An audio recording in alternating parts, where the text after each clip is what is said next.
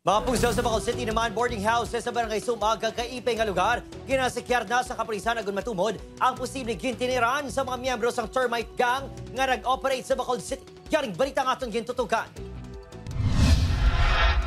Ginatutukan karon sang City Investigation and Detection Management Unit sa Bacolod City Police ang mga boarding house kag balay palahuwayan sa barangay Sumag kag kaipay nga lugar matapos ang napalso ng operasyon sa ginapasuni termite gang sa syudad. Kanandan sang damo ka pwersa. So probably tatlo sobra sila.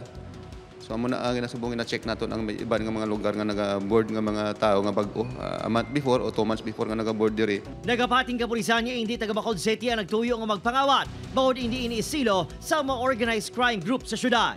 Ginatanaw ta na kung basi mayara sila nga insider man daw ginakuha nila kung diin bampi ang ATM, diin dampi ang may mga pwede piloting nila.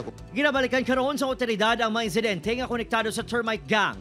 Ang insidente sa mall sa Silay City, kag ginapasuni pagpaniltig sang tamburong sa downtown area agod sudlon ang isa ka jewelry shop.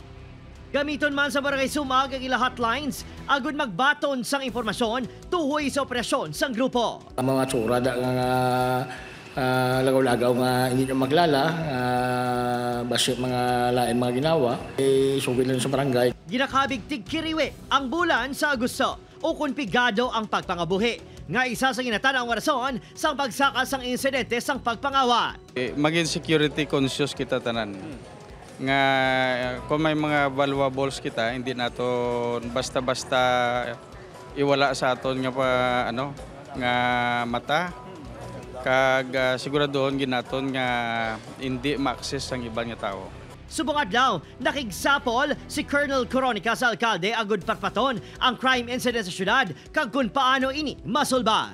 Opo, Kiril Casillo, Adrian Priatos, One Western Visayas.